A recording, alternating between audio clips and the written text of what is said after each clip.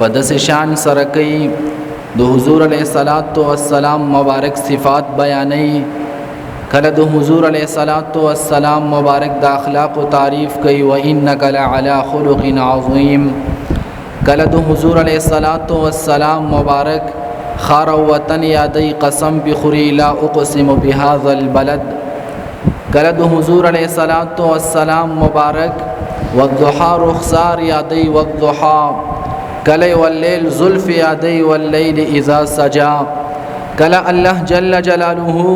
د حضور علیہ الصلوۃ والسلام مبارک په عمر مبارک پانی قسم خوري لعمرک انهم لفی سکرتهم یعمهون کله الله جل جلاله د حضور علیہ الصلوۃ والسلام مبارک دستورګ مبارک او تعریف کوي ما زاغ البصر وما طغى کله د صحابه تعریف کوي والذین معه اشداء علی الكفار د دومره ډېرو لویو کمالاتو ور نبی په امت کې الله جل جلاله مونږ پیدا کړی ټول الحمدلله او بیا الله جل جلاله داسې صحابه کرام ور کړیو چې دغه صحابه کرامو د خپل ژوندۍ منشأ او مقصد دا د الله جل جلاله د دین سربلندي ګرځولې و د حضور علیہ الصلوۃ والسلام مبارک اطاعت ګرځولې د حضور علیہ الصلوۃ والسلام مبارک محبت ګرځولې صحابه خپل سرونه قربانی کول خپل بچی یتیمانان کول خپل کورونه پرې خودل خو صرف د حضور علیہ الصلوۃ والسلام مبارک درزا د پاره د الله جل جلاله د دین د سربلندۍ د پاره صحابه د حضور د پاره په خپل سرونو بازیم لګولې و د یو جنگ موقع ده د دواړو جهانو سردار مبارک ډیر ستړی شوی دی ورسره صحابه کرام هم ډیر ستړي شوي دي حضور علیہ الصلوۃ والسلام مبارک اعلان کوي صحابه زه بیګاره لګارام کوما زما د خیمه حفاظت پسوکو کی په دې صحابه کرامو کې یو صحابي دی د وجود نه داسې لږ کمزور دی حضرت زیاد بن سکن رضی الله عنه د هغه نامه ده د پاسی و یا رسول الله ستاسو د خیمه حفاظت پزو کما کریم آقا مبارک ته فرمایي زیادت کینا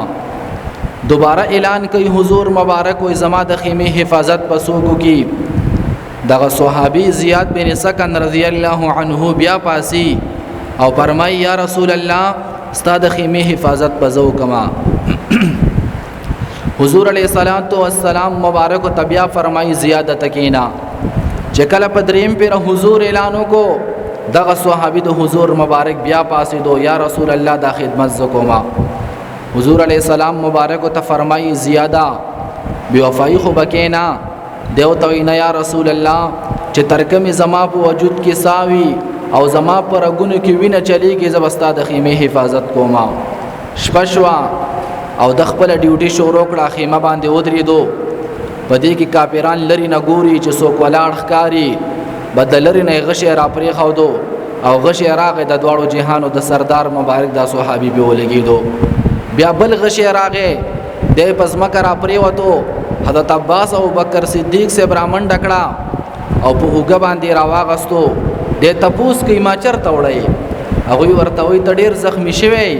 او مونږ ته مرهم پټی لوړو چې تعالی پټی ګستان ډیر وینه بهيږي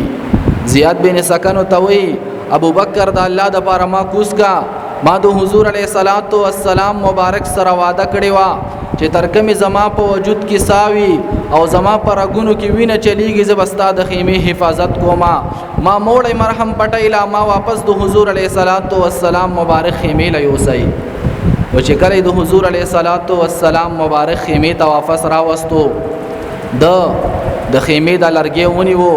او ولاړ دی هغه ته ټیک لګولې دی په دې کې او کافر راغې